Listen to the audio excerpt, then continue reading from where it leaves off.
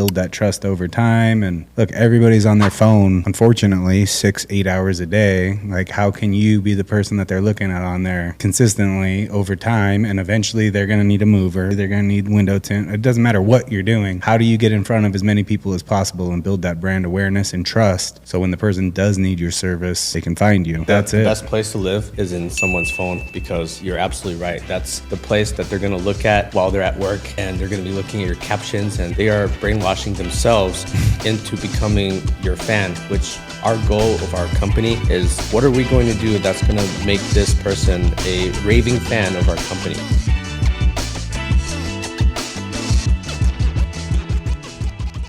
What's up, everybody? Welcome to the Born to Tint podcast with the Miller Brothers. I'm Ricky, and I'm glad to be here with my big brother, Josh. How's it going, everybody? Today we have a very special guest, local businessman that we've met through social media, Tony Yee with 87movers.com. It's a fun conversation about doing business here in Vegas, networking. Check it out. At the New Orleans, like when I was about 10, probably 11 years old, saw like one game, had no idea what I was looking at. Went to one night's game, they were playing the Blues.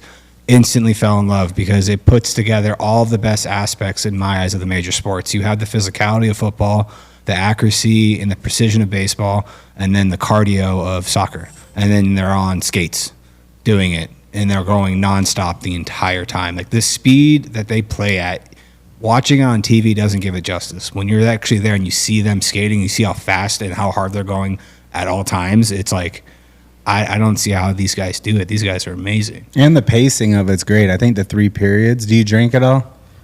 Sparingly. Yeah. I gamble mostly, and I don't do gambling while I'm drinking or drinking while I'm gambling. So it has to be one or the other. Yeah, that's a good move. That's like move. Poker or?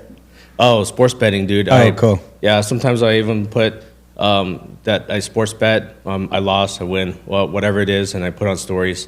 That's I'm cool. being my authentic self, but I wasn't able to do it until we had 1,000 followers, though.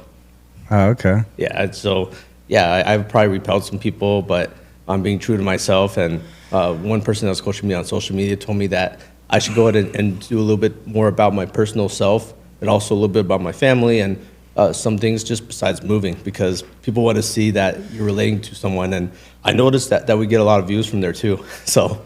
Yeah, it's a smart move. No, that's where when we went all in technically on like the podcast and everything and really upping our social media. Like right before that, I finally created an Instagram, because I had always had Facebook. My wife created it like just out of high school for me. And then even Instagram, like I shied away from all the social media. Cause like, I suck at writing. So like anytime I type something out, I'm like, that reads like a 5-year-old. I'm good. And like I never post. But now thankfully with AI and everything, now I can put a whole post together and hit AI, and then it'll generate. I'm like, that's exactly what I wanted to say, and it looks like, you know, someone who knows what they're talking about wrote it correctly. So, but I realized also, if we're gonna grow our company and grow our social media, like I have to be the forward face. As much as I don't like doing it, but I have to be the forward face. And then also I do long distance running, and I eventually want to start trying to apply for like some sponsorships. And all the sponsorships that I was going after, like the first question is, what platforms are you on? What are you posting about? And it's like, okay, well, when I'm doing my training runs and everything, so now whenever I gear up to do a 100-mile race or 100K, like, Damn.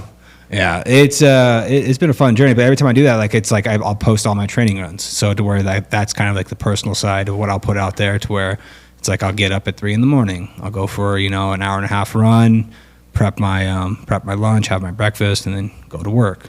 And then just try to be as consistent and it holds me accountable too, because at least if I say I'm doing a training or I'm doing 100K or something like that, like it messes with me if I don't like post something, only because it's for me. It's to keep myself accountable. Like, hey, I'm putting in this training to make sure I'm properly prepared for this race when I get to it. It might be a 4-month training block, it might be a 6-month training block, but it keeps me on point while I'm doing it. So, you know what's funny? You talking about doing social, like more authentic and whatnot. Our last guest we just had on, Bill with Atomic Motors, he was talking about how he's gotten into doing food shows. Mm-hmm. I think for us, dude, I might do it even if you don't do it. What Jordan's been doing on his story and putting what he's been eating, like we could start making that content. And for me, I think it would be good if I start doing that in my stories, just to hold myself accountable, like, and show other people like, hey, I put on a little bit of weight, I'm gonna take it off.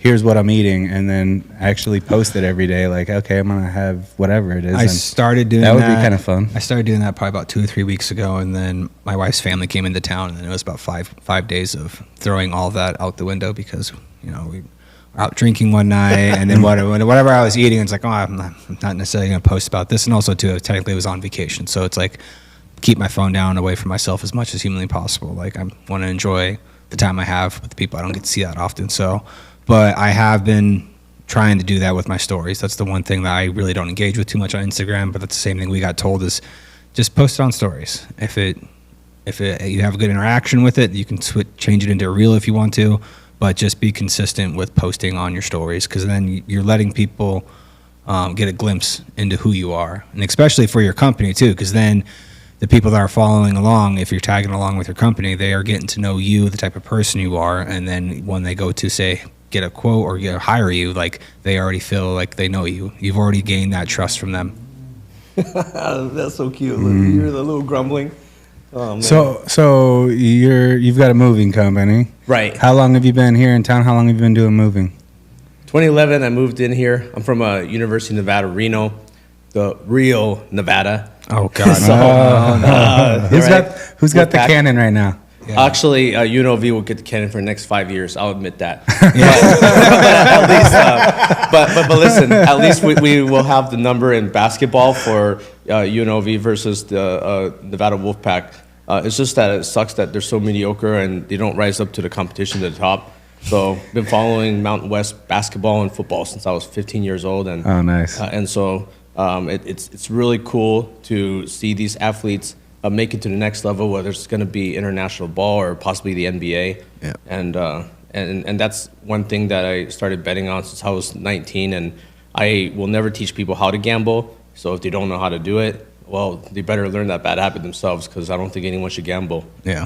So Yeah. No. That's good advice. good It's funny, advice. growing up out here, that's the one thing I don't ever mess with, like at all. Like I know that he's done some sports, Oh, it's but he also has the stupid advantage of having a father-in-law who Well, did it professionally for a very long time. Yeah, so I'll do fun parlays, and that's about it. And that's just for exactly what it is, fun. And I have a limit. When I get to that limit, it's done, and then I leave it at that.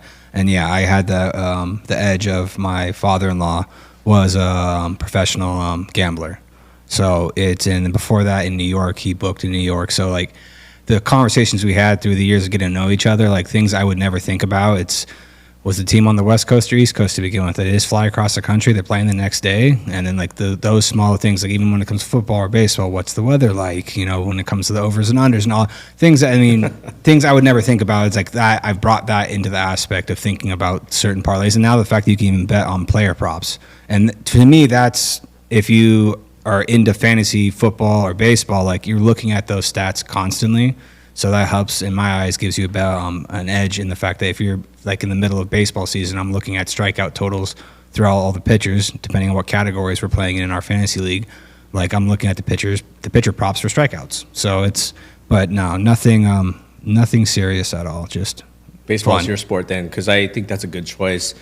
People are losing their ass on football, and they don't understand that that's actually one of the top 5 hardest sports to do, right behind badminton and water polo is what I read about. Okay. So people bet on that. I guess he bet on everything. I don't understand those sports. But player props really are the way to go, especially on the sport where there's only 10 men on the field, not 22 men, and where the referees are not getting in on it.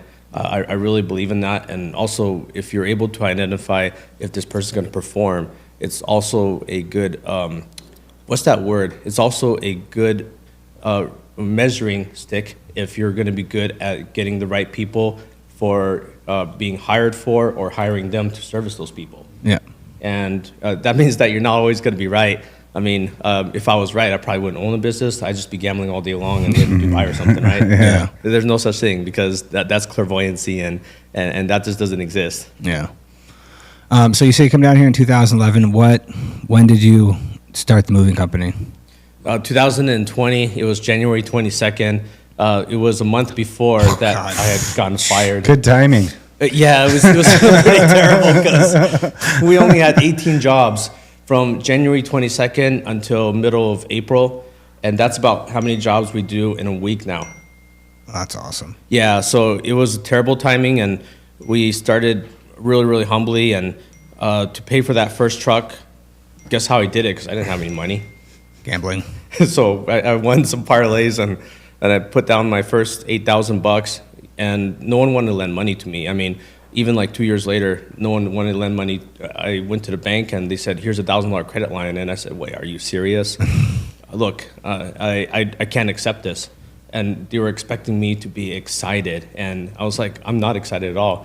Why do you not see that $3,400 to $6,000, depending on peak season or non-peak season, that I'm paying for payroll? So you expect me to run a lemonade stand, and you can't even do that. Yeah. Right?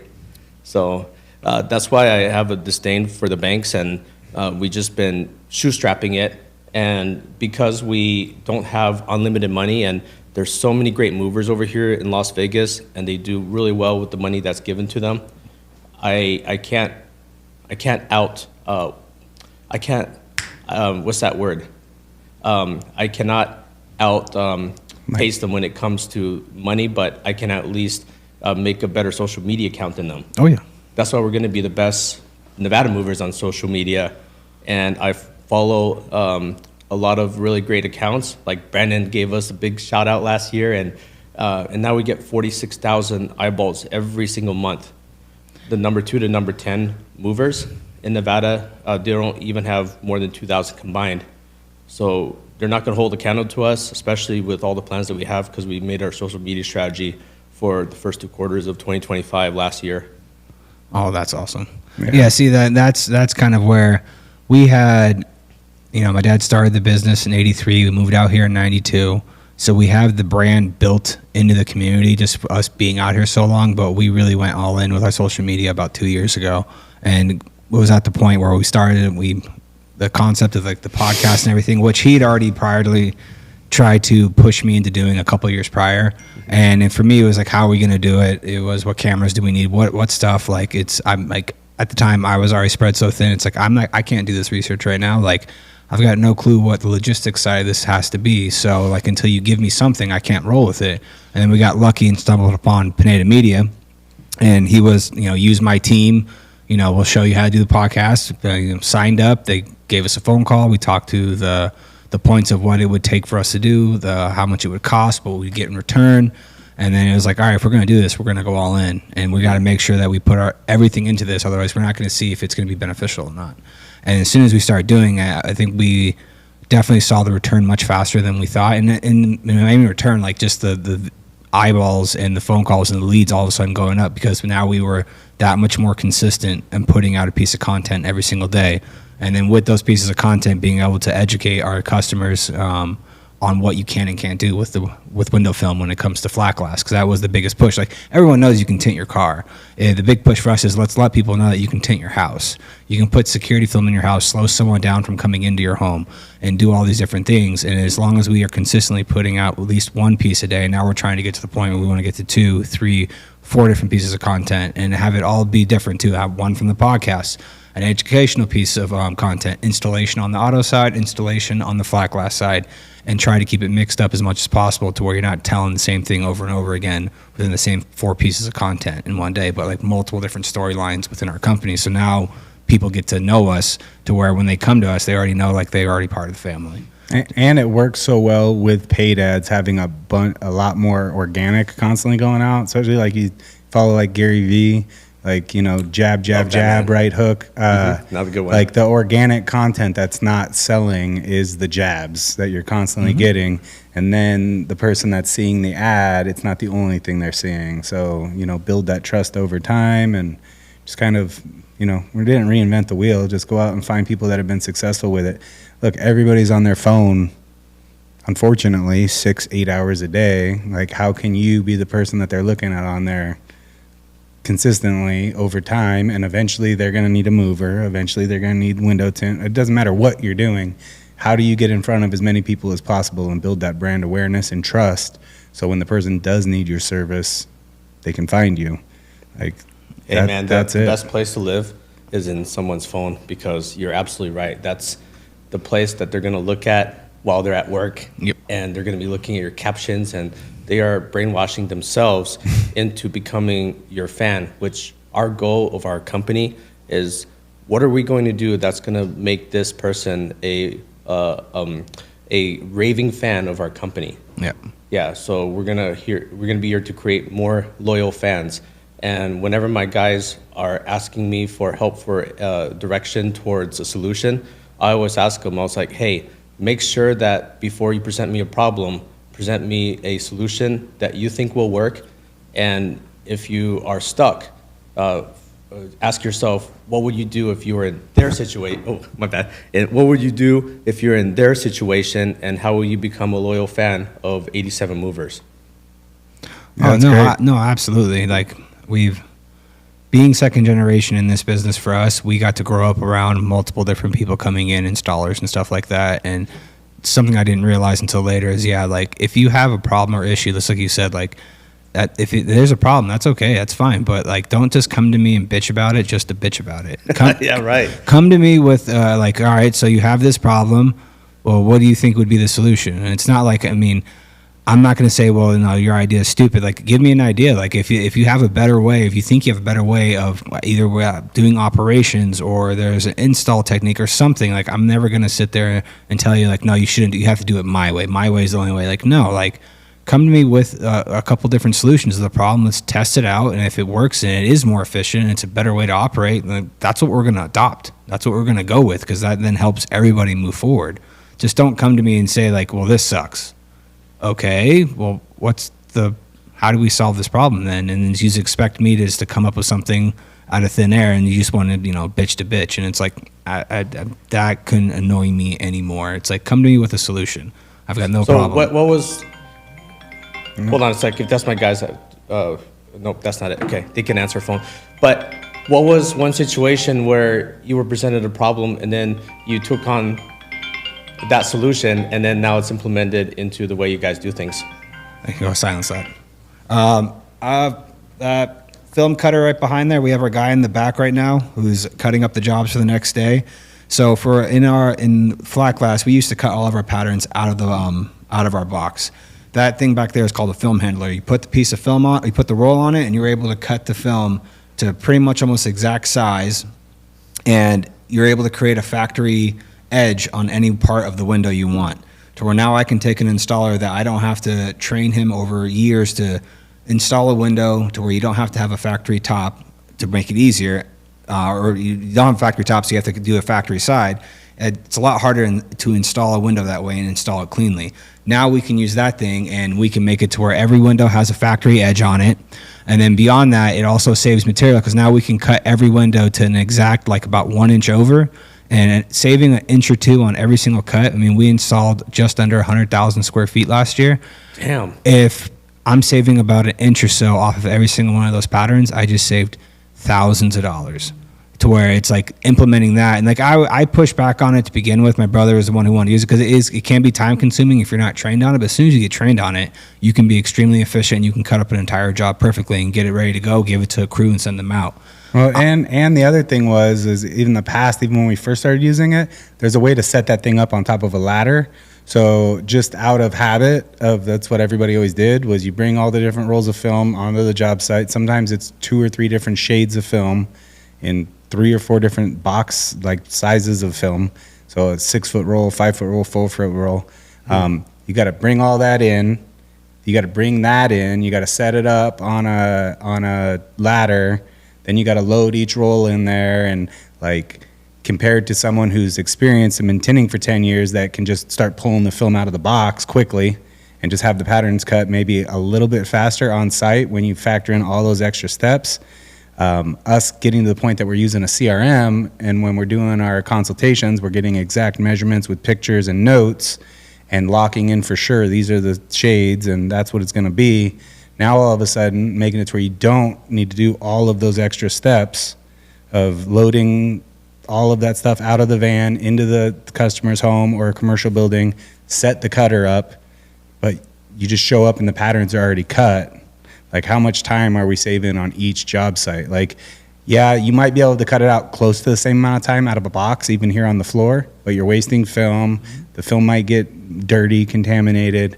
But like now that we've set it up into a process that's from start to finish, from consultation to install, it's so regimented and organized. It's just so much more efficient. So like that was a game changer for the flat glass for sure. Yeah. I mean, yeah, he just loaded a roll on there right now. He's in the middle of cutting a job for tomorrow.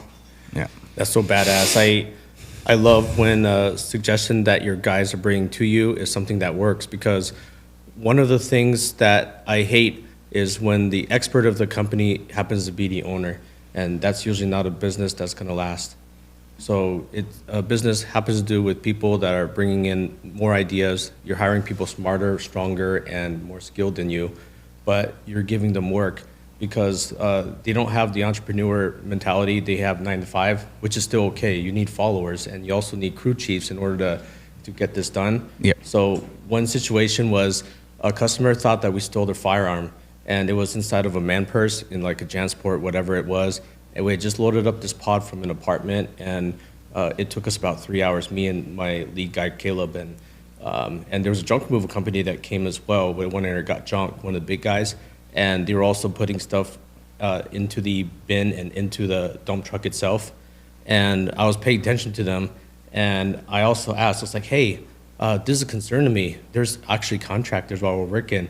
Do you know that if you're missing anything that you might think it's us, you better check? Because we also have in our terms that we don't like working with them. So please be aware that when you're signing this off, you can't blame us for stealing your firearm, for example. And guess who we blame when his man purse was gone? He thought it was us. And he also asked, hey, isn't it weird that you brought a backpack, or your guy brought a backpack over? And it was on speakerphone when I was driving Caleb around in the truck, and he got it to himself and told the customers, like, hey, actually, I never saw your purse, or man purse. And he kind of got offended that we called it a man purse because we didn't know what else to do. It's something that overhangs your shoulder. Satchel. Satchel, yeah, satchel, right? Yeah, but we didn't take it. But we already discussed our plan of action was we can come back there and we can unload your pod. It's going to take a couple hours, and then you have to pay us again to go ahead and put it back in. So that's going to be 5 hours of work. Do you want to do that, man? And he was silent for like a minute or so, or half a minute, and I told him, I was like, hey, you sound pretty anxious, and I really don't think we stole it. So please ask the junk removal company. So luckily, he found it like 2 months later when it was time to unload somewhere in Minnesota or wherever he's from. But that's why on the back of our sign-in sheet now, we have on the our customers sign off that they already checked the cabin of the truck, the back of it, the pod, stairwells, anything that's also part of our terms and conditions, that everything that was noted damaged or missing is already on there. Because 8 stories we have where people are missing their things like engagement rings, firearms, pharmaceuticals, lost car keys, firearm like I told you about. They all have happy endings, but we always make sure before we even show up to a customer's house that, hey, on moving day, whether you hire us or those other guys, you better watch your stuff, because we don't want to move your jewelry or your iPads or consoles or anything like that, right? Yeah. Yeah, setting expectations is huge. Yeah. Like, I'm huge on that. Like, if there's something that could possibly go wrong and you know that this is a recurring problem that could happen, you have to address it up front and set the expectation of this is what's going to happen and why. Oh yeah, like for our auto side of our business, when we started using our CRM TintWiz, like we're able to in every project take pictures and load pictures strictly into that project. So when we bring cars in, like the first order of business, the people come in, we go over their shades, they sign our terms and conditions, and then my inside sales walks out and takes 8 pictures. We take side photos and we take cornering shots of the vehicle all the way around. Just in case, in the fact of like we are working on the vehicle, and sometimes you don't see things on your vehicle until you get work done on them, and then it's like, hey, what's this? So instantly I have somewhere to go into. I zoom in, I see where the area is, and then if I can see it blatantly, it's like before we pulled your vehicle in, that scratch was already right there. And majority of the time, every time that happens, I never thought about that. Oh, Yeah, what's crazy is how many times it saved us having it. Because if we didn't have that, we would just take care of it, and it would cost us money to get it taken care of.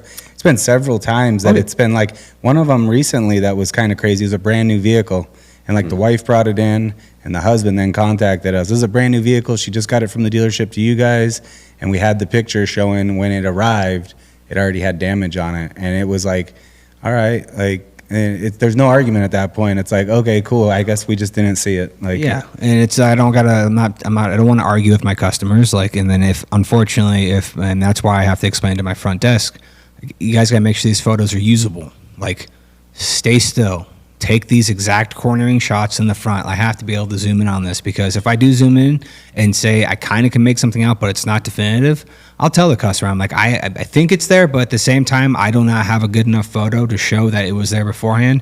I'll take care of it. And then I end up just taking care of it. Like, either a scratch on a vehicle. We have a body shop in the back that we're really good friends with, Integrity Customs, to where, like, anything happens to any vehicle at any time, if I don't have definitive proof that it wasn't my guys, and like, I'll talk to my guys and then be like, dude, that wasn't us. I'm like, I understand, I trust you guys, they're telling me the truth, but I can't show the customer and show them without any doubt it wasn't us. I just take care of it, because all I care about is making my customer happy. And in how the do we long create run, a fan? yeah, like, in the long run, it might cost me a couple $100 right now. But what's going to happen is now they're going to go, yeah, you know what? I appreciate you taking care of it. Take care of this for me.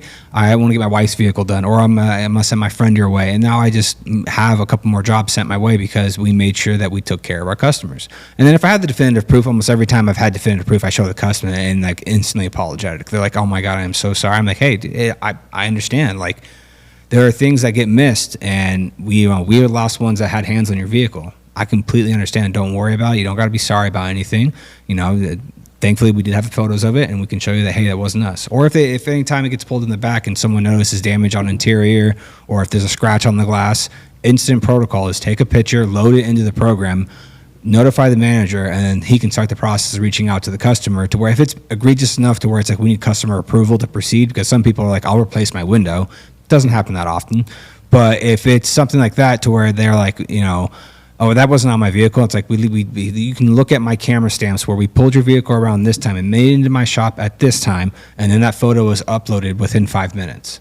Like, there was no room for us to do anything. And then also, we have cameras inside of our shop pointing at almost every angle, to where it's like, I can show you the footage to where my guy never got close enough to your vehicle to cause that damage at any point, until you can see him walk up, see it, take a photo, and then he uploads it into the program, and everything's timestamped, to where it's like, I'm not trying to get out of anything. I am showing you that damage was already there before we ever touched it, because I have zero problem fixing a vehicle that, or even on a house, if we damage anything in a house, a wall, a window, there's no pushback on my point to worry about the cost of that. Like, I just want to take care of it. Like, I want to make sure my customer's happy. If we're at fault, it's getting paid for, no matter what. Like, 'cause, I care more about my customer service and the fact that my customers know, like, hey, shit happens.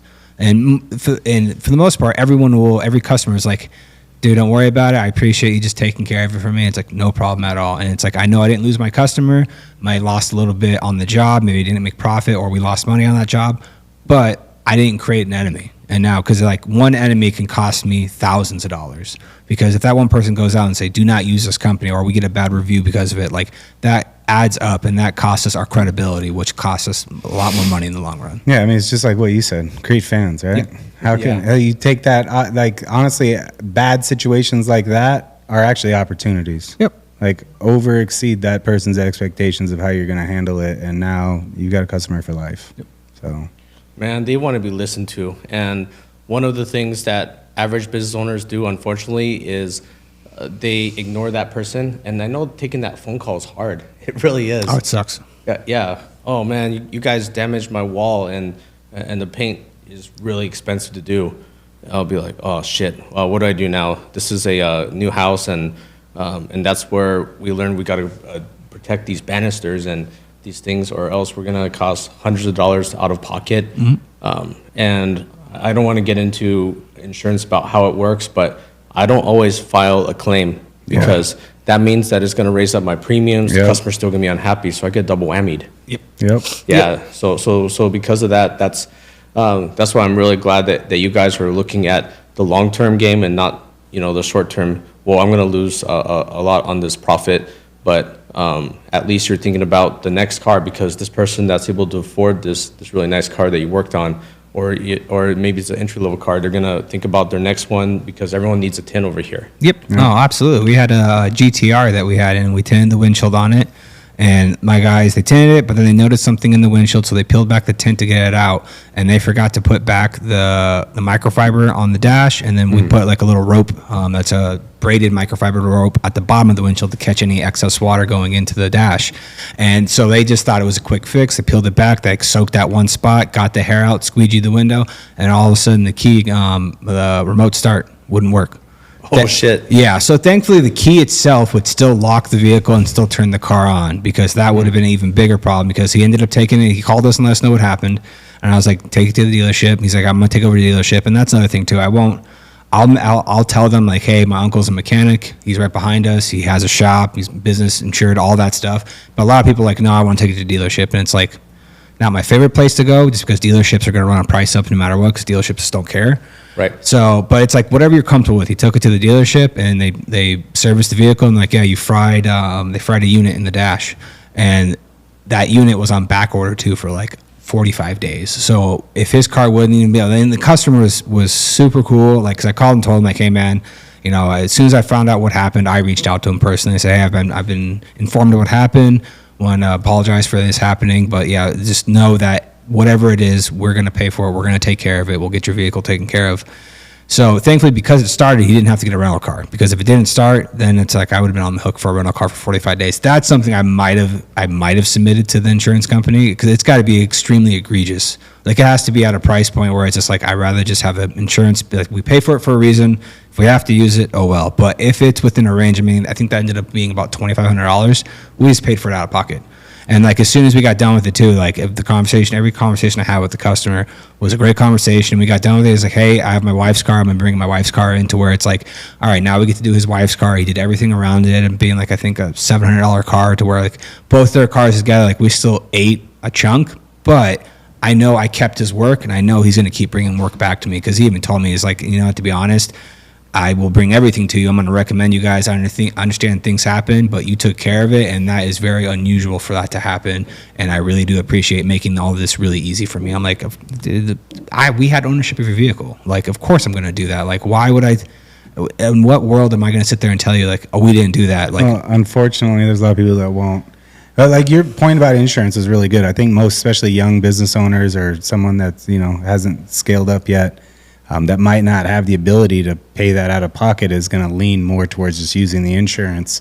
But you're going to pay for it eventually, because your premiums are going to go up. So if you can go out of pocket, you should think about it. Yeah. 100%. Yeah, it's got to be egregious. I think we've had like one or two claims in the past 5 years, and one of them I wish it wasn't even a claim, because the customer, it was for a custom utility truck, and like my guy turned right or turned left a little too hard, and the person who was guiding him was obviously blind, because he didn't stop him, and he accidentally ripped off a utility door on his work truck, which the guy uses. He's a mobile mechanic for semis, and like that's where all his tools are stored. Like, he has to have a door on that, and he can't stop working because that's his day to day. So at first the guy was furious, which I completely understand. It was a brand new truck. Like, he had a custom built utility bed on it. And then, like, I called him, gave him the spiel, like, dude, we're going to take care of it. Because I assumed it was going to be costly, because it was custom paneling. Right. So I submitted it, and the insurance company took care of it, and he ended up going out. He actually found the doors himself, I think about 2 hours away in California. And he literally, because he had to have a quick turnaround, he drove out and grabbed them. And then insurance company, I think the doors ended up being like $1,000, and they also compensated for his being down. I think he was down like a day or so, and like every day, because that was his thing, is like, dude, every day I'm down, I'm losing thousands of dollars, because there's and then my work's piling up too. Like, I can't be down for any extended part of time, which I was like, I understand, but that was probably one of the few times I submitted it in which, in the long run, we could have just paid for out of pocket. I could have just cut him a check for the doors, and then also just for the time lost too, and I didn't need to hit my insurance with it, but it is what it is. You know, you make the judgment call at that time, and you hope for the best. So. Okay. Is the original founder still here? I know, Ricky, you said it's your dad in 1983, right? Mm-hmm. Yeah. Well, my dad, he is retired. He had a stroke in 2020, to where he was already at a point, though, where he was 35 years in, and he was already looking at us, and he was already grooming us to take over. I've been with the company the entire time. He had like about a 6-7 year sabbatical. He joined the military. About 8. 8 years, whatever. He joined the military, joined the army, served for 6 years, and then he worked for a manufacturer for a little bit, and then he came back into the fold. And then my sister was not really part of the company at all up until about 5-6 years ago, where she had worked for multiple corporations. She went to college, worked for a couple of big corporations for marketing, and then she had her first child, her son. And at that point, she approached her boss and said, "Hey, like, I still want to work, but at the same time, like, I want to only come in like 3 days a week, and I'll work from home the other 2 days," because it was a job that she didn't have to be in to do what she had to do. And at first, her boss was like, "Yeah, it's cool." And then everybody else in the department caught wind of that, and they all bitched their ass off. To which then she got pulled back and like, "Yeah, we can't honor that arrangement." And my sister's like, "Okay, all right, I'll do this last show, and then I'm done." Like, I told you that's what it was going to be, and it's like, it's completely okay. I'm fine with it. Like, she wasn't trying to strong arm or anything. She'd let them know, like, if you guys will allow this, I would love to stay on board. But if you can't, like, I'm going to step away. Like, I want this time with my kid. And at that time, my parents approached us and kind of told me, like, it was like, "Hey, what do you think about your sister coming into the company?" And I was like, perfect. Because at the time, like, I like operations. Like, I like doing the operation sides of the business.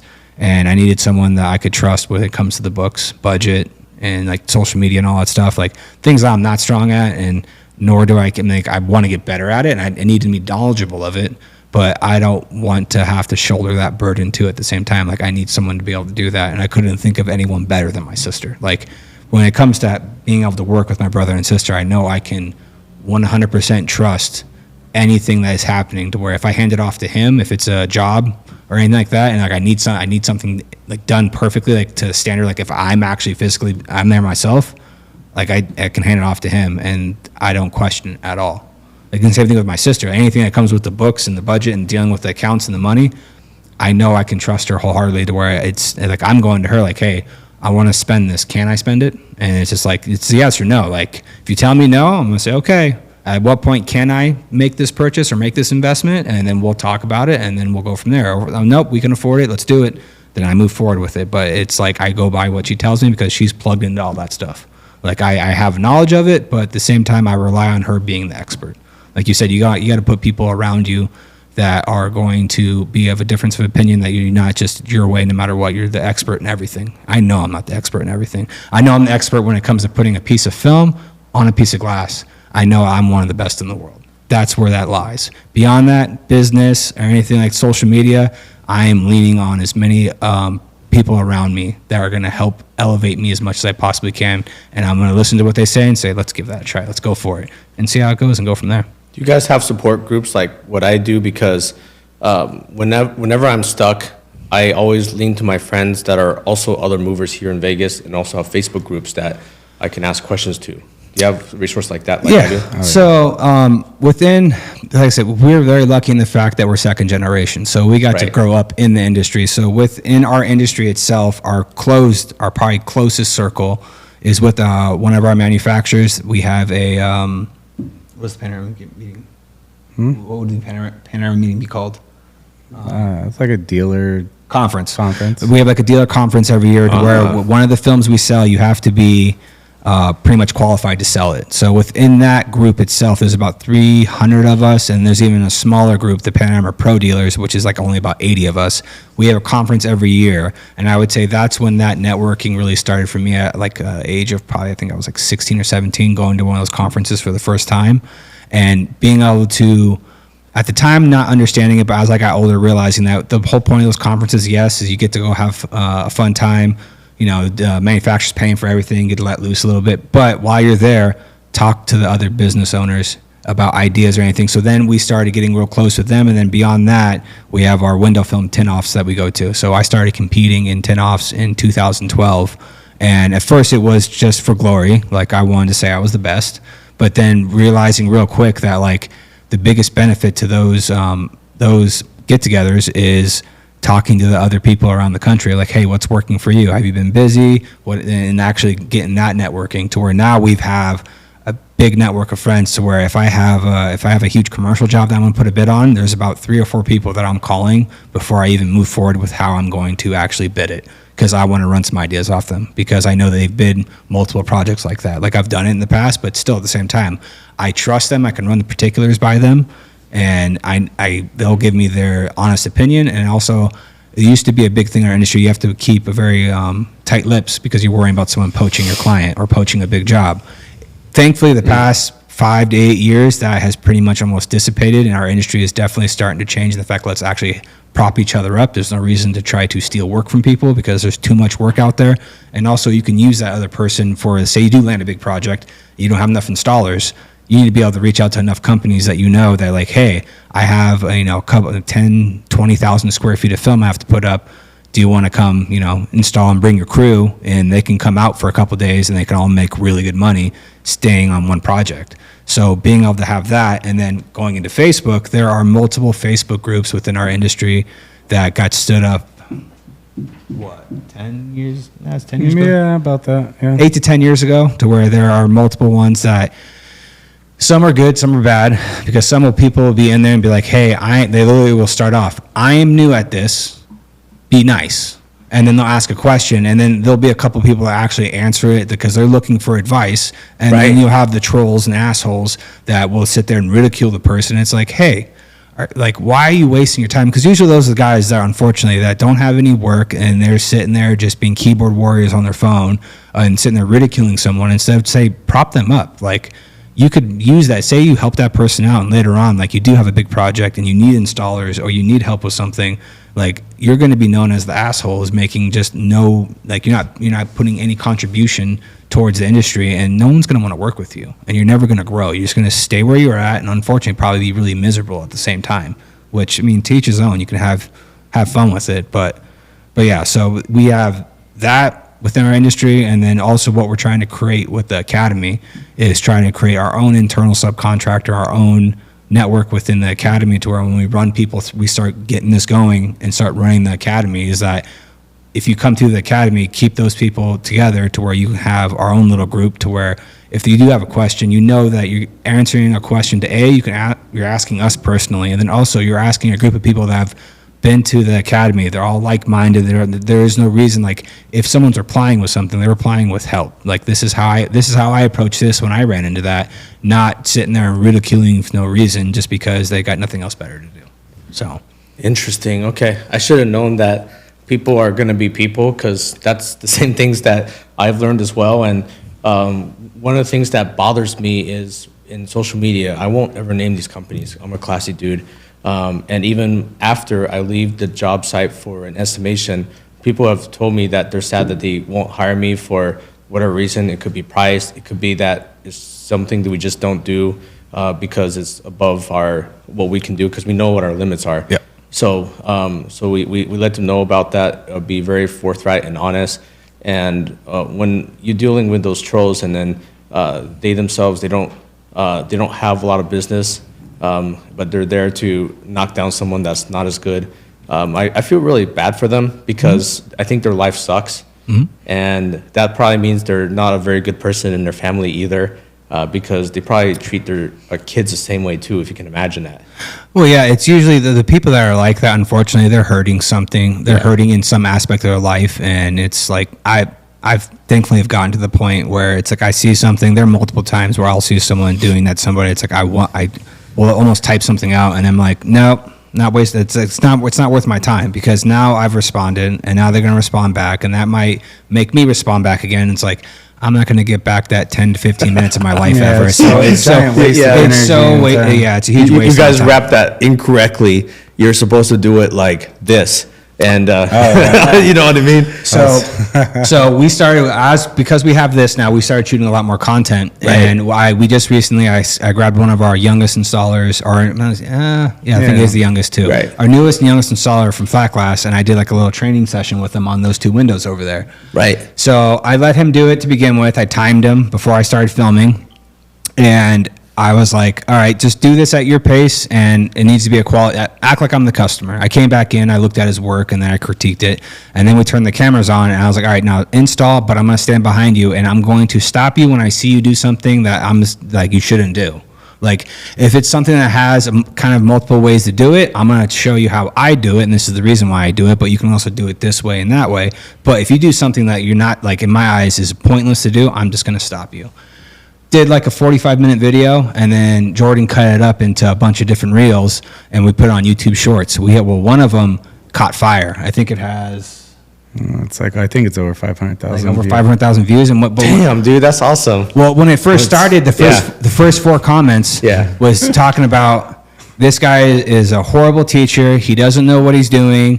He's just there for a paycheck, and it's like, I mean, it was kind of comical. And then all of a sudden, you had one side posting like that, and then all of a sudden, you had another side that was coming technically to my defense, saying, "Well, no, he's just not listening. He literally just told him don't do that, and then he did it." So like you can tell this guy, like people be like, "Oh no, you can tell that he's passionate about what he does, and that he's trying to show him how to be efficient so he can grow in his career." And like, it has just been an utter shit show of This shit guy talking. thinks he's the LeBron James of window cleaning. Yeah. That's one of my favorite ones. Oh, that definitely is my favorite one. That was about the only time that I almost replied. I was going to reply to that one, and then again, like, I've thought about doing it, and then I just was like, this is a waste of my time, because I was going to reply back and go, no, not really. I would consider myself the Michael Jordan, because when I'm in the finals, I win.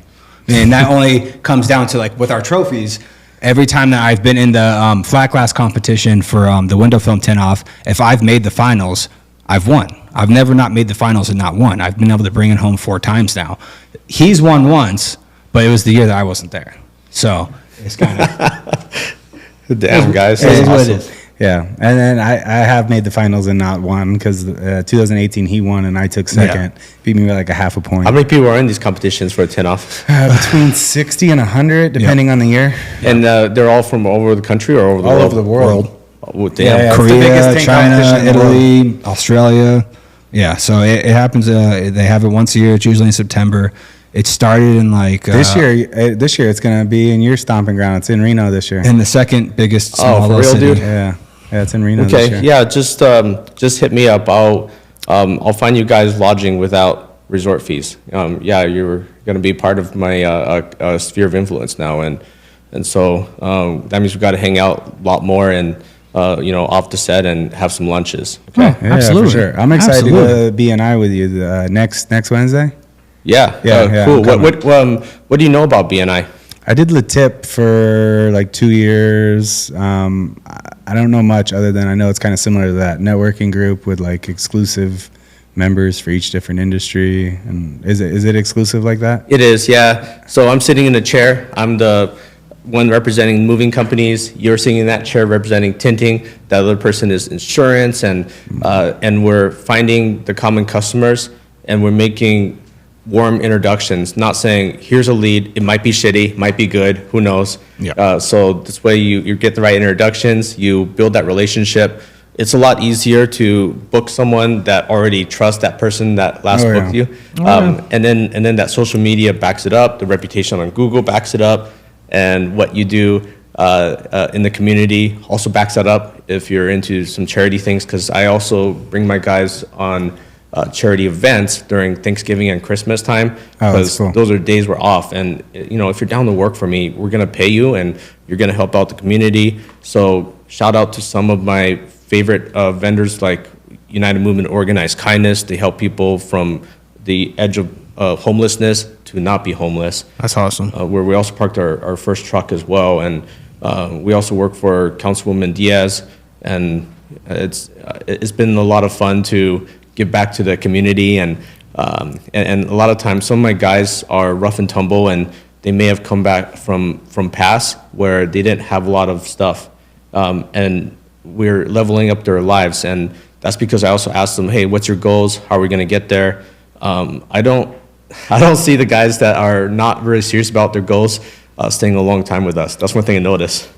Yeah, no, that's definitely something that we're trying to have a more keen eye on when we're trying to expand our team. Is that how you got connected with Brandon from Vegas? Is the charity side of stuff? Because I know he's just Oh, constantly dude, giving. no, actually, I got it from the Las Vegas Pitch. So that's a great event that a lender named Bill Gaylord hosts every single Wednesday. It switches up between Summerlin and Henderson. And sometimes they go on site, like this coming Wednesday, they're going to Cello Towers and Symphony Park. And realtors, about 20 to 40 of them, and it's a vertical real estate, to moving companies. But I'm thinking that it's also a vertical to window tinting too, and I'd be glad to make the introduction to you. Yeah, for sure. Oh, absolutely. Yeah, I they just figured post your the listings charity every work 45 stuff and seconds. seeing everything that Brendan's doing, I figured maybe you guys ran Yeah, into but each he other. invited me to help bring backpacks to an elementary school that is on the poorer side, and also Central Church donated a bunch of backpacks to it, and he didn't have the transportation, so we helped him out. That's I'm always awesome. I'm always down to help out whenever he calls for me. But has Brendan been on this podcast? Yeah, we need to have him on again though. Yeah, we didn't have him again because he was on when we were in actually Pineda's studio. So before this was all built. Now he's not on here yet. It was before this table. Before this table. So this Yeah. all happened right around actually like week before SEMA. So Okay. I had pitched the idea to one of our manufacturers and to TintWiz, the main CRM we use, of the idea of doing the podcast and then also then expanding past that when we have the podcast up and going, bringing it in-house and then also building out our academy. And they both jumped on the opportunity, threw money behind us to help it stand it up. And Brandon was on probably first, what was it, 20? No, probably more than that, 40 or 50. I think we didn't come into here until we were around almost episode 48 or 49. What episode am I on? That would be we a- don't number 60 something. Can we call Oh, 87? seven. Oh, that would have been good. we can hold it. If we could hold it to make it 87, then we'll come out for a We'll while. come for a long time. Brendan's a good dude. No, Yeah, he's really good, Oh, dude. yeah, I went to high school with him, and then I ended up running into him again when he worked at Jennings Dispensary. So that's also where I ran into, which now the guy who works, one of my inside sales guys, Jay Bird from Cross Country Wellness. I ran into him there, and then all of a sudden Brandon was there for a short little stint. So I kind of reconnected with him there, and then from there got his number again, and then just would chop it up and shoot the shit with him. And then I started when he got onto social media, and also when he blew up, it's like I kind of watched that happen because I know he got into real estate, and then all of a sudden I watched him all of a sudden get gigantic, and my sister's like, you should have Brandon on. I'm like, yeah. And then I actually clicked on his accounts and realized, holy shit, his following is ridiculous. I didn't realize how big he got until I actually clicked on his accounts because I already knew him. During fantasy, he's one of my go-tos where I text him, if I'm in the air about starting one player or another, he's one of the guys that I'll chop it up with, or I'll send him hey, who do you think I should start? I'll send over my lineup and he'll go through a whole kind of breakdown. We'll go back and forth with it. So, and then when all of a sudden it's we should definitely have him on because I know he's in real estate, so that works with us, And then that's why I actually looked at his accounts and I was like, holy shit, yes, you do real estate, but now you're a straight influencer, especially with all of his food stuff too. I was like, okay, this is awesome. It's crazy. And then I That's talked about nuts. Tobacco him and his wife, and we were looking at props because we talked about sports betting earlier, and it was the AFC Championship game, and one of the props was Kareem Hunt plus 1,100 for both of you guys that don't know or out in the audience. That means that putting $100 means you win $1,100 for Kareem Hunt to score the first touchdown of the game. And guess what happened? So my brother-in-law bet Saquon Barkley and him on $50. He won $2,500. Damn. Be the first touchdown on both. I was like, yeah. So as Kareem Hunt scored that one, my sister was like, I think Justin just won. And and I was like, how much? And she told me, I'm like, for what? Scoring a touchdown, first touchdown. And I looked at it and then he sent it over to me. I was like, oh, you bet both Saquon and him to be the first touchdown of each game. And I was like, all right, nice hit. That's awesome. Yeah, I texted him. I was like, dude, you hit it. And he's like, yeah, did you put my money in? I was like, oh shit, I didn't do it. but I just had to congratulate him because I didn't know that he gave me the sign to go because I don't touch those, but there he was. I didn't know that he was that much of an expert on fantasy, and I love fantasy football and fantasy basketball. Yeah. It's so fun. It's like a male bonding experience, but I learned that females are getting into it too, and I've been beat by girls in both of my leagues, and I think it's so cool that it's something that not just men are into, but now we have male bonding experience with females as well, right? Yeah, so I've gotten to the point now. I backed off one of my leagues this year just because the commissioner stepped down. A couple other people did. So I had 5 fantasy football leagues, and then Dude, that's crazy. that's insane. I can barely do one. And Yeah, me too. I have a huge range though. I have one that is like I have two that are kind of my more serious leagues. One is a league that you buy in at the beginning of the year. Actually, we can buy in right now, and the money gets bought in Bitcoin. Now and would be a then, good time. What? yeah, and the winner and whoever wins gets 70% of what, or 70% of how much Bitcoin that we bought when we all initially bought in. So depending on how people buy in, they buy in at different times depending on where Bitcoin's at. So that one's like a $200 buy-in. Like that league can either be you won, if worst case scenario, if it takes a dive, because the commissioner also he guarantees the 2,000 because there's 10 of us, so he guarantees the pot no matter what. So like when I heard about the league and I got invited, I was like, yeah. So hold on, you tell me there's no downside. Like no matter what, the pot's not going to get lower than what I bought in for. But if Bitcoin goes crazy, it could be a $4,000 or $5,000 win. Yeah, I'm going to play that one no matter what. That's brilliant, dude. Damn. Yeah, so I'm in that one, and then like our shop has a league, which I'm like, there's probably like two people that I actually have to pay attention to in the league that like are. You sucked Good. this year. All my players were hurt.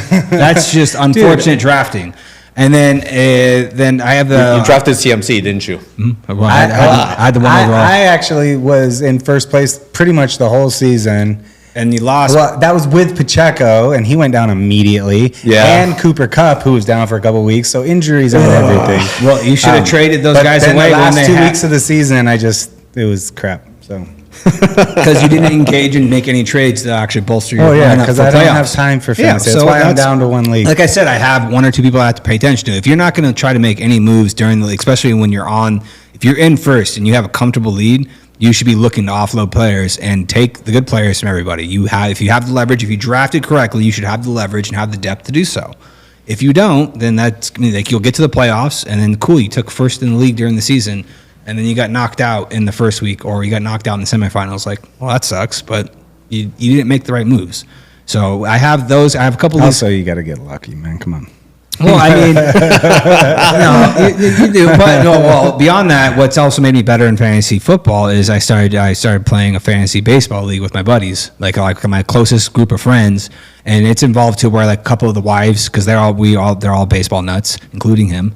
Like he's the one who got me into it, and like the fantasy baseball, like I can juggle five leagues in football because I do fantasy baseball. Because we don't just do categories, we do. How do we do it? No, we do categories, but it's not weekly, it's daily. So we do 11 categories, 6 hitting, 5 pitching categories, and then you have to make sure your lineup is a starting lineup every single day. And for doing that for a majority of a baseball season, like you have to be paying attention to baseball the entire goddamn time. And if you're not making moves, then it's a 14-team league. So it's like, that one you have to make sure that your first 2 picks you nail. And you better hope those 2 people don't get hurt, because if they do, you're screwed. And then you have to be making moves the entire time. And you can only make 5 moves a week, so you better make your moves wisely. You better not just pick someone up to pick them up, because now you just burnt one of your moves for the week. So the fantasy baseball has made me way better at fantasy football. We should make an internal game that takes all this brain power and puts it into the shop where we do fantasy tint. And people get stats for how many panes of glass they tint, or how many square feet they do, All right, how many mess ups they have. Yeah. And You then, take then the we time can just do developing fantasy this. tint and like put all that into here. Yeah. You guys are going to be sportifying and inspiring other tinters that are on Facebook. Hey, this is what we're doing. Dude, Carlos will do that. So So actually, we have a guy. Don't put this out yet until I talk to Carlos. So we have a guy in our industry. Carlos' sister, right? Well, Carlos is a guy. He owns Texas. Carlos, not Carla. Okay. Yeah, Carlos. No, he's So actually the Texas squeegee. He's called. He. Okay. If you go on to Facebook and you put the Texas Squeegee in, you're going to come across his name's Carlos. He has a shop down in Texas, and Okay.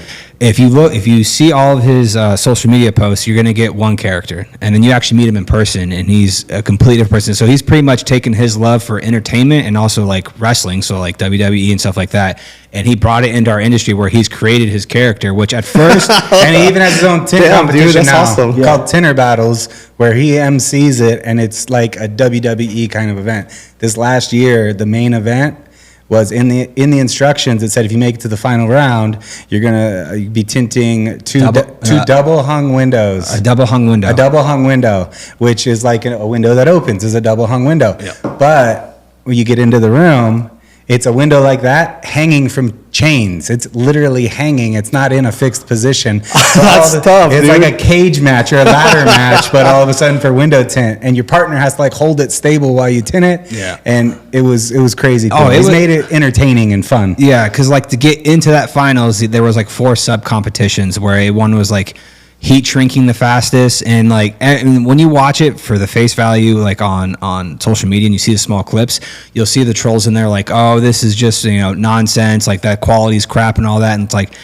I was a little in that boat when he first started doing it, and then I actually went to one and realized what he was doing. He's just trying to bring entertainment to our industry, to get more eyeballs on our industry. Like I had a clip where I was doing one window and it went viral on. The squeegee battles? Yeah, no. Mine was That's just mine installing. was actually installing film. Yeah. I think it has.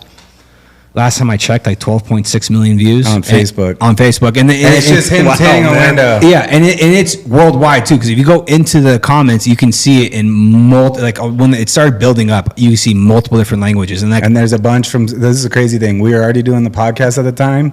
There's a bunch of people in there commenting from South Africa.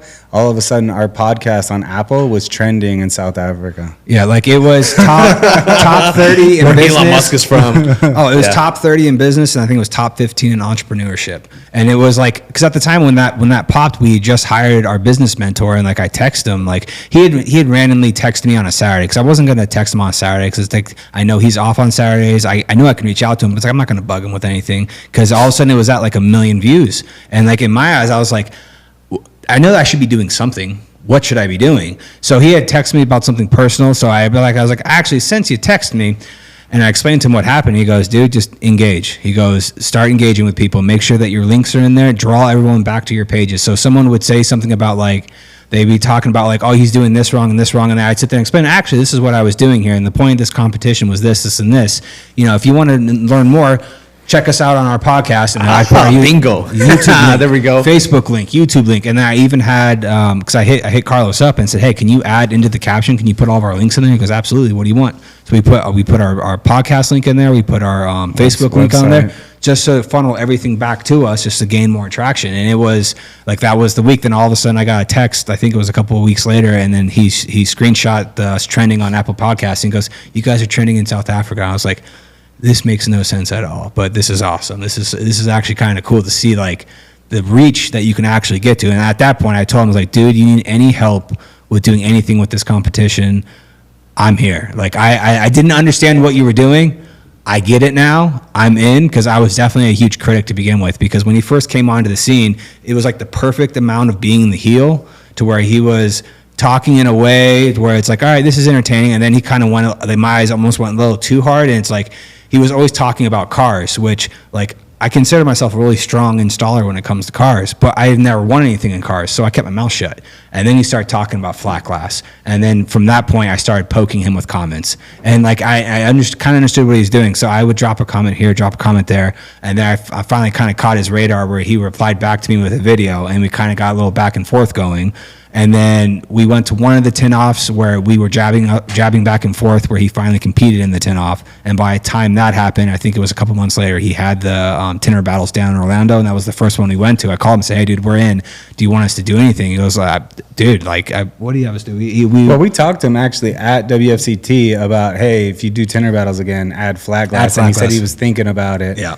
And then we talked a bunch, and that he came on the podcast, talked about it, and Yep. actually launched the idea Yeah. on the podcast And that we- he was adding flat glass to it, because that competition was mainly automotive before. And then he asked us to be pretty much instructors, because like how he set up the competition was like at all times he kept everyone in a central location, and then had windows around. Breakfast, lunch, dinner being served as part of your admission to come in, and it wasn't expensive. It wasn't expensive. It was like $300, I think, if Yeah, for for a ticket. like 3 Wow. or 4 Damn, days, dude. including all your meals, which kept everybody there, so people weren't leaving and doing breakfast at separate places, or lunch at separate places, or having to leave to go to dinner. He kept everybody at this building all day long, hanging out with each other. It was awesome. So we were there as technical like instructors, to where like any person, he's like, are you okay if anyone wants like you do a demo for them? I was like, yeah, sure. So we walked around, and someone said like, hey, how would you do this? We'd hop on a window real quick, Yeah, and do he had the that for window. every and- category. He had someone there for windshield tinting, for everything, and the whole morning was stuff like that. Everybody that was there could walk around and ask questions. Anybody else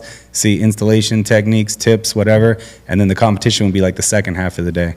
And then at night after dinner, he did like a karaoke battle, and it was crazy. It was fun. And a lot of people criticize him for it, and I understand where they're coming from because I kind of came from that same spot. But because a lot of people are like, well, you have to be invited. And it's like, no, you just have to actually just show up. Well, there was one year where he made a competition on social media. In order to be one of the people competing, you had to win through a social media competition. But this last year wasn't that. This last year, anybody could come. I'm pretty certain you could still come and watch. You could have went to Yeah. it, but I'm pretty sure he still had satellite events to Yeah. where you could get into the competitions. You just had to win that satellite event. Now, it might have been like a speed competition of sorts to where it's like, no, we're all agreeing this isn't like a customer ready thing, but we're going to test this one aspect of our skills, and the top 3 get to make it to the competition. So then you get qualified for the competition. So we made the finals of the last year's, but then a stupid call on my part, it cost us even placing, just how we competed. But it was like something where, we walked in for the finals, and all of a sudden there's 6 or 8 windows hanging from chains, and it's like, you guys are tinting those. And you got to tint both sides of them. Okay, like it was fun. But his biggest thing is he's trying to gear it towards like he's trying to build up viewership to where he can literally go to like ESPN Ocho and be like, because you have cornhole. You got cornhole on there. I've seen videos now of You got guys chess on there. I've seen guys throwing footballs up on the top of roofs, and you got to get it around a chimney to score points, and like that actually be something. I was like, wow, okay. So as long as you have the numbers, those channels don't care if you're pushing those kind of numbers on social media. They want those numbers. The cool thing is though is like you don't even need those channels anymore. That's the cool thing. Look, he got millions of views on multiple clips of that event without even being on ESPN. I mean, look at the numbers, stuff on the like Mr. Beast right now. He drops a 20-minute video on YouTube. By the end of the day, it's got hundreds of millions of views. Like he gets more viewership anytime he posts a video than the Super Bowl gets. Like He gets more than CNN and NBC and Fox combined. yeah, for like the whole year in one video, right? yeah. Like so, like that's the cool thing now. I think the inspiration came from seeing like, ESPN has tag.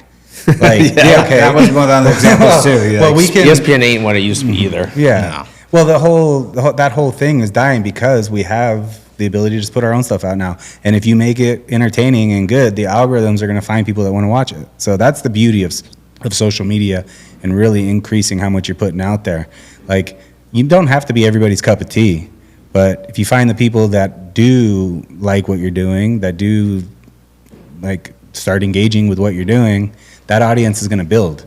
There's 4 billion people every day on Facebook, right? Like, you gotta be entertaining. You're going to find somebody out there that's liking what you're doing. And if you don't, change what you're doing and the algorithm will let you know. Like, all right, actually people liked this. All right, keep doing that. Like Brendan figuring out doing food reviews stuff, like, is everybody likes food. Yeah, that's for a certain thing. And boom, now all of a sudden he's not making money selling food. He's doing real estate, but he has way more people that know that he does real estate because he's doing the food thing, right? Like, Feeds itself. how do you get eyeballs? Well, 30 clients, and that's of mine. And some of them don't even buy real estate from him. They just look at his food reviews, Yeah. and I could tell you that 12 of them are his actual clients, and because they trust him, they were more easily able to trust us. Not everyone was booking with us because our prices are still higher, but we do a great job, and we also did a 9-part series with him, moving his house, and that was pretty cool that he's moving to Inspirada. He's also joined his HOA. I'm not sure if he wants me to say that, but I know that he's the mayor of Inspirada now. Yeah, I'm fine with Right? I'm fine with that. That's where That's smart. I live back there, and it's when I first moved back and I moved down to Inspirada, because I lived behind Inspirada. I lived back in Madeira Canyon. I moved down into Inspirada. The first 2 years right before COVID hit, I couldn't park. If I drove my company van home, I would have a photo in the mail saying, hey, you have 14 days to correct this violation, which sometimes I would just drive a different van. They look exactly the same, but the license plate's different. So it's like, different violation. You can't hold me for that. To where as soon as COVID hit, those violations stopped going out. And they picked up again for like, I think about 2 months, about a year and a half after COVID. And now it's dropped off again to where if your vehicle's parked in your driveway, like it's my driveway. Like that's my business name. That's how I pay for this house. That's how I pay this damn association fee. Like, how else do you expect me to pay for this? To where they finally backed off of it, but they were really hard on that to begin with, and it's good to see that people have action actually gotten onto the master community HOA or got involved to where it's like, that's a stupid ass violation. Now, if you're working on your car in the middle of the damn road and you're leaking oil all over the place and you're damaging shit, like, okay, I could see that. That's a problem. But like, I'm just parking my car overnight before I go back to work the next day. I didn't leave my car there for a month. Like, it leaves every day. And then I come back home from when I'm done working, and you're really going to write me a violation for driving my company vehicle? Like, that's the dumbest shit in the It's world. crazy smart of him to do that. It's funny, it's something I learned from Latip. One of the members in the Latip group that I was in was a lawyer. I think he did like trust, wills, that type of stuff, estate planning. Estates, yep. Yeah. And that came up at some point, and he was talking about how he had a problem with his HOA being petty on certain stuff. So he literally made sure that he was good friends with all of his close nearby neighbors. And then they all went around and found more neighbors in the neighborhood, because typically there's not a lot of people participating in the HOA, but everybody can come get a say in the vote to determine who the board is. So he rounded up like 20 people in the neighborhood, came to the next time that they were voting for who's going to be in charge, and they put themselves on there and took it over, because the other group of people that was running it didn't have enough votes, because he went and rounded a bunch of people up, and he took over his HOA to stop that stuff. So I was like, that's actually pretty genius. Well, it's smart, because it's usually it's like one person on the board that Yeah. unfortunately it's just they retired and they're walking the community, and like they are you have a weed right there. Like, one of my buddies had told me that his HOA sent him a picture of his front yard, and they said, you have a weed in your front yard. He grabbed the photo, he went out front, and it was like one weed growing like in the middle of his grass, and it wasn't even necessarily that high, but it was there. So he looked at the photo, looked at the weed, and he was like, oh my God, he pulled it out, put it in a Ziploc bag, and he mailed it back to him. I was like, that's awesome. I would have done the exact same thing. So he mailed them back the single weed in the back in his front yard that they were complaining about. It's like, how much time do you guys have on your hands to really complain? Like, now, if someone's entire front yard is completely overgrown and hasn't been cut in 6 months, and it doesn't look like anything like the community, like, okay, understandable. But a single weed, like, a weed's going to grow. Like, what kind of detriment do you think that's going to do to the value of the homes in the community? Like, I mean, come on. Like, it gets silly, ridiculous. dude. What's crazy is like the horror stories from HOAs are so bad that everybody has this huge negative opinion. But we deal with every community in this entire town, and for the most part, I feel like most of them are actually pretty. No, they are. They're not bad. But No. as soon as you have one bad experience with an HOA, it's like they can make your life a living hell. So yeah. I don't know. Yeah. But, teach his own. They're also a good thing, because I have lived in areas of the country where there's no HOA, and you do have the broken Truck down front car just sitting in the front yard, and so it's hit or miss. It's just like business, right? Like, there's going to be people that's what they want and that's what they care about, and they want good high quality service and they're willing to spend, right? And then there's people that don't care and they just want the cheapest price. It's the same thing with all these different communities, right? Some people just don't care, so they don't want an HOA, and they just One want the thing I freedom to noticed do about whatever they you want. guys, because I could see it and I could feel the passion that you guys think about this all the time. How often do you think about your businesses out of 100% in a 24-hour period? Sometimes dream about it? No, definitely not. Definitely. Dream about it? No, I don't. I was wrapping furniture and moving with my guys in a couple of my dreams, and I also saw our future warehouse. Yeah. I mean, have I definitely- had dreams about it? Yes. Is it on my mind enough to where I feel like it's robbing me of free time? Absolutely not. Like, am I constantly thinking about the business? Yes, because it's as the technical, I guess, the CEO. Like, I am thinking about how things are operating, or how can we improve things. I mean, how I thought about the academy, I was literally out on a run. It was like 4 a.m. I was out on a training run, and then just like I saw a couple clips talking about how do you sell something to like the entire, instead of just selling to your community or to where you're located. How do I sell something to the entire country without myself moving? And that's how I thought about the academy is, if we can build a facility where we pass on our knowledge of installing, because we have the credentials to say, like, A, we've been doing it for 20 years, B, we've won awards, so like we have the backing of the credentials to say we can do this. Like, all right, now let's build a facility to where we can have people come to us, and now we can someone from the East Coast can fly all the way out here to come to our academy, and we live in Vegas. Like, hold on, you're telling me I can go visit Vegas and I'm going to go get trained in a new career? that's very enticing for a lot of people. Or if someone's just an auto tinner, and that's our first initial people that we're going after, is someone who only does cars. They want to get into flat glass, but they're scared of what's the first step I got to take? Like, first off, how am I going to install it? All right, how am I going to sell it? What products do I offer? How do I make sure I'm not breaking the glass? And it's like, we offer a destination to where you can come have some fun, but also you can come here and you can get the knowledge of how to install it, how to sell it. And now I'm able to sell to the entire country, and I don't got to move from where I'm at. Like that was so, in that aspect, I'm thinking about that stuff constantly. Am I dreaming about it? Not necessarily. Yes, I'll have some dreams that the business will creep into, but for the most part, yeah, I'm thinking about how I can either grow the business, how I can improve it for all of our employees. I can make them succeed more. Like, if I can help every single employee in our shop be the best version of themselves, or help them succeed in what their goals are, that only does nothing but benefit me, benefits the company. Whatever benefits the company benefits me.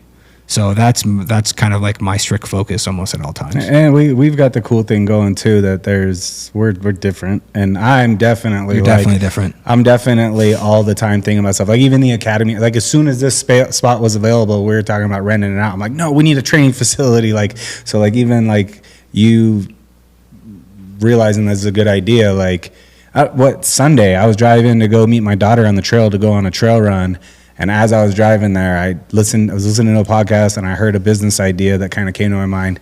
I called him, and driving there, because I'm talking to him about business, I missed the turn on the freeway, had to turn around, go back, pull up to the parking lot where my daughter is at with her friend that have met me there, and spend another 5 minutes on the phone with him, talking to him about an idea. Like, that's just and then while I'm out running, like, I'm definitely, so it's always there, because it's like, I don't know, definitely passionate about it. How can we grow this thing? And the cool thing is it being the family and having so many people that have been here forever. I mean, Jordan, we've known Jordan since these guys were in middle school, high school. Played baseball. Started playing baseball against each other when we were 10, 11 Brennan, years old. our manager for the automotive department, has been with us since he was like 16 in high school. We've known him for like 20 years. My sister, her kids, his wife, his kids, all of our employees, I mean, all of them. Armando, our lead tech for flat glass, I've known him from jiu-jitsu. I know his wife really well, his kid. They're like expecting another kid. How can I help everybody? My parents' income is still dependent on this business, and it's like, all right, we have to constantly be fixing stuff and improving and getting better if we're going to maintain that and not have to worry about, all of a sudden there's no money in the account, and all of those people and their children don't have a way to pay the bills this month.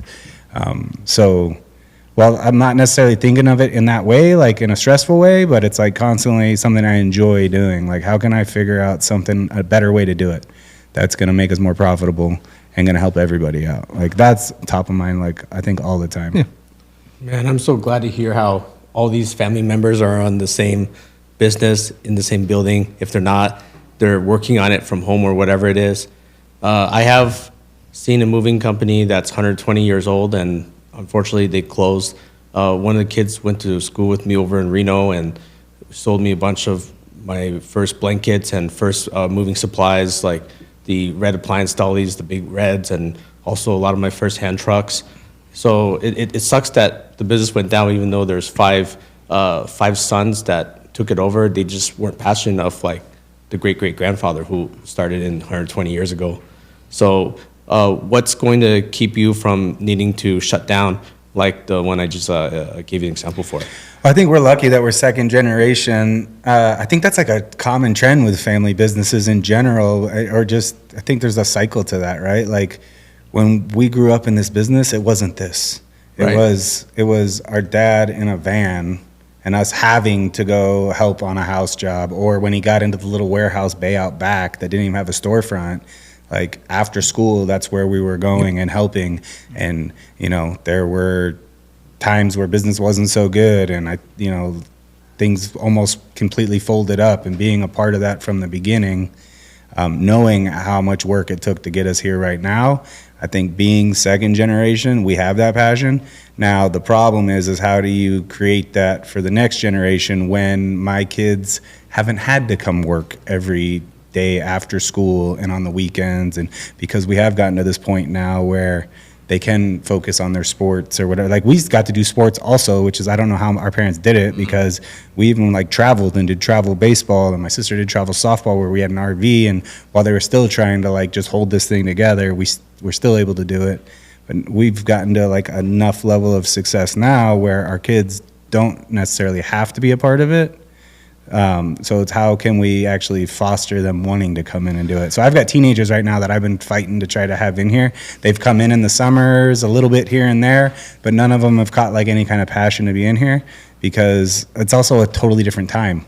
There's so many other ways to be distracted nowadays with phones and Xbox and computer games and like Spoiled, dude. yeah, exactly. So- It's oh, like, yeah, and you kind of, especially as a younger parent, like I don't want my kids to struggle, and like you got to kind of. He's done a better job with it with his little one. He's in here all the time now and wants to be in here. So I've got to. Oh, he wants to do a podcast. Yeah. He wants to sit down. We're going to sit down all the little ones and just let them talk and see what we get recording wise, because it'll just be entertaining, and then also it'll be for like personal, Yeah. just So to I be think fun to do. You but- get to 120 years. How many generations away are you from the founder? Well, I mean, I look at it not so much as like if a family member were to take over and say we weren't, like if the company got to a point where it stayed within the family and someone wanted to take over, that's awesome. I think in order to keep the company going, it's creating the culture and letting everyone know that everyone's bought in together. Like our auto manager, Brendan, how he got into the company, he was dating my sister in high school, and then my sister asked my dad to hire him. And like my dad's response is, okay, but if I train him, if you guys break up, I'm not firing him. Like, and so it was like, that was like the funny thing like to begin with. And like, unfortunately that ended up coming to pass, and it was the same thing. Like we're not, he's a very valuable asset to this company. Like it sucks that you guys couldn't work. Yeah, you guys didn't work, but like he's part of the family now. Like you've made him part of the family. Like this past year, we were giving him part ownership in the company. We're giving him a percentage of the company. So to me, it's creating a culture, letting everyone know that they all matter and that they all have a place to technically call home. And then even if it's not even a family member that takes over, if we ever get to that point, if the company is still still intact, if we're still running the company, we're at a point where we're done and we want to be out, it would be almost like there's a company down in Hawaii called TNT Tint. He has the biggest tint shop in Hawaii. When he retired, he gifted the company to his employees. So now everyone within the company is owned by the employees, to where that to me is how, if you want to keep the legacy alive, give ownership to the people that are putting their time into the company, that are putting everything forward to make it happen. And I would see that that's possibly going to be, that could be possibly what happens. Like if my son wants to get into it, awesome. I'm never going to force him into it. And if anything, I'm going to force him to go do other things. Like I tried doing other stuff growing up, and my dad kept telling me, I'll pay you more. I'll pay you more. And so it's like I wanted to go get like a night job at Vaughn's, be a bag boy. Like I wanted to experience something different. But every time I tried to push for that, my dad was like, no, you'll make more working here. Just work more here. And I was like, okay. And then I got lucky that I got passionate about being an installer. And then I found the competitions, and I'm a very competitive person. So like I finally came to the point where like I realized I am really good at this. Now I want to go prove I'm the best at this.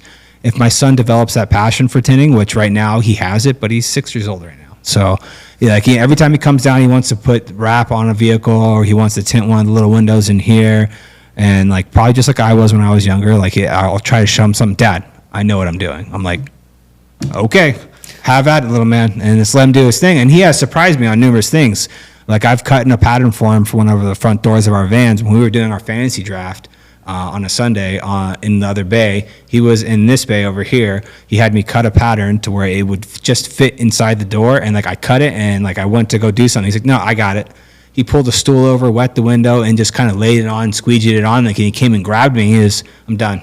And I looked at it, and I was like, where in the hell did you pick this up? And it's like when he's down here, he is watching what everyone's doing. It's like he's seen the guys do that process over and over again. Now it was done, the 5-year-old did it, but like how much he did for being 5, I was extremely proud. And I was like, dude, you really are watching everyone down here like a damn hawk. And it's like he's really kind of bought into it. And if I get to foster that, and he eventually gets to the point, if we haven't technically, I guess, sold the company or anything hasn't happened, and he wants to take over later in life, by all means. But they got to have the passion for it. Yeah, and the other thing is like, I think in my mind, the changes we've been making to it is trying to make it like a real business that isn't necessarily just like a family owned and operated business. That, Not reliant upon us. yeah, Like, we so don't have to be here. How many people can we put into the right seats where it's a business that has enterprise value, that is sellable, but maybe we don't want to sell it, but we put the right people in place where we don't have to be day-to-day operating it eventually at some point in the future, because we found the person that can operate this department, the person that can operate this department, and like, we're already doing that right now to where we do have the ability to have a little bit more free time. So, and like Brendan, I think I would consider part of the family, right? Yeah. So even if like Oh, he ended up absolutely. being the person to take over, I think you could still call it family owned and operated. Like that's, I mean, even if it's not completely still owned Well, by us, like I still look at family owned operated because beyond our auto manager, his little brother works. He's our lead technician. His little brother came into the company. Armando, our flat glass manager, his nephew is an installer for us. Like they're pretty The much one you met at Jiu-Jitsu, you said? yeah, the one yeah. Okay. So Oh, his yeah. his nephew is one of our installers, and then like one of our Yeah, other and flat glass Brandon. installers was brought in by a guy that kid that used to work for us.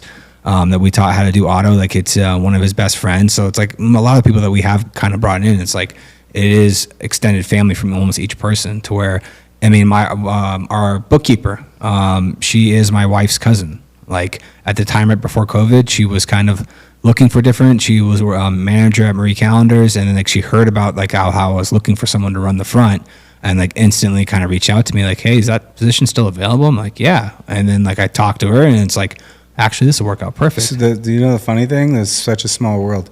That Marie Callender's was where I went to Le Tip every Wednesday morning for like 2 years to have breakfast. She was probably there. Yeah, that was that. It was that location. Yeah, she was probably there. Dylan, Brendan's brother. He's yeah. our lead tech. Yeah, Yeah. yeah. So I mean, so it's no matter what in my eyes, if it were to get passed over, if Brendan were to take over full ownership, or if it were to get to the point where we do retire and we actually do make it to where it's owned by the employees, to where everyone's bought in, like that's how you make it survive.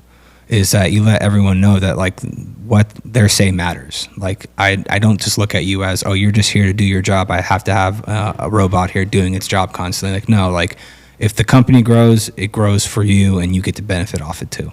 So so to me, it's almost a culture thing. Build the right culture, and you'll keep it going.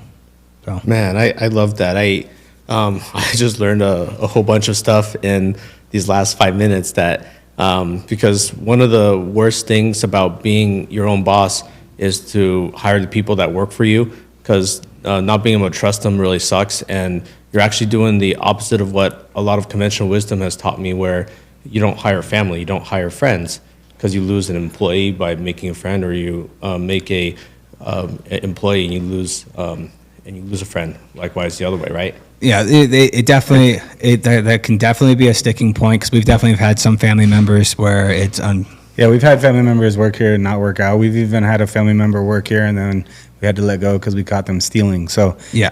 definitely been through all that. And everybody hears those nightmare stories. Oh, and it's like hiring anybody. yeah, though. it's like hiring anybody. You could think you've got the best person in the world, but until you actually get going, you don't know what's going to happen. So I think it comes the same thing with dealing with customers. Set expectations up front and try to keep business and personal. Yeah. Um, Yeah, you telegraphed that, because I was about to get into that too. So yeah, I'm really glad that you're holding them to the same accountability as someone that's not part of the family. Business got to be business still. Yeah, 100%. no, you have to. No, you definitely have to. And it comes down to it's people managing. You know, no matter what, you can hire someone you don't know, hire someone you do know. Everyone's got a different personality. You got to handle each person differently, because everyone takes information in differently, or how they portray something. So it's on you as the manager or the owner to make sure when you are handling certain situations, you're able to portray your message to each individual person. And it's not going to be the same spiel to every single person, because they're not going to all take it the exact same way. You have to be able to curate your information to them to portray, this is what we're looking for. These are the goals that we're going after. You know, how can I help you, achieve, like you said, what are your goals? Let me help you achieve your goals. And then in my mind, kind of something Layla Hermosi and Alex Hermosi have been talking about a lot lately. Like the biggest important decision you're ever going to make in your life is who you choose as your spouse, right? Right. Looking at it as a team, a family, whatever, the whole hire fast, fire faster, promote fastest idea in my mind is like, all right, we're going to hire someone on with the expectation to put a lot of time in my mind, rather than looking at their current skills, but their attitude, how they're going to fit into the culture, and what type of person they are. And then that initial stage of employment is dating. And is this person giving me some telltale signs that this isn't going to work out? You got to get rid of them quickly. And if they're not, and they're showing signs that they're someone that you can trust and they're reliable, promote them as fast as possible to keep them around.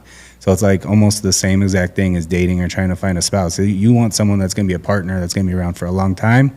You got to be looking for someone that's going to fit inside of the culture that you're trying to create. Like, I think that's huge. Yeah. That's more important than anything else. Like, might be the fastest mover in the world, but if they're a dick to work with, nobody wants to work with them. They're hurting everybody else's production, right? Yeah. Yeah, you're absolutely right. And I actually do have a crew leader. His name is Caleb. He's the tall guy that you see in my Instagram reels. And he's now been with me for 4.5 years. It's going to be our 6th summer together. And I will let you know that we do a lot of this, more than we agree with each other. But he's there for a position, and I have my ideas and he has his. It's why there's a yin and there's a yang. There's opposites, and they have to. Yeah. So okay, cool. Yeah. So We agree on a lot, but we don't. Like, doing this is fun for me, because this Yeah. is when we talk to each other, I think, the most cordially. As soon as the cameras are off, we get into it a little bit more than this. So We've gotten better. that's a good place to wrap it up, though. I think we. yeah. Yeah. Yeah. Okay. Yeah, cool. but no. Where can they find you, man? Yeah. Follow us on TikTok or Instagram at 87 Movers, and also give us a shout out on Facebook if you want to see some nice reels of a quality group that you could be a fans of. All right. All right, guys. You know how this works. Follow, subscribe. We appreciate all the input. And if you guys have any questions or any people that you do want to have us on, I know we've said it numerous times before, but go ahead, comment below, and let us know. Especially if you're here in Vegas, someone local, interesting, that has a cool story to tell, let us know. Thank you again for coming on. We appreciate it. And subscribe. Have a good one, guys.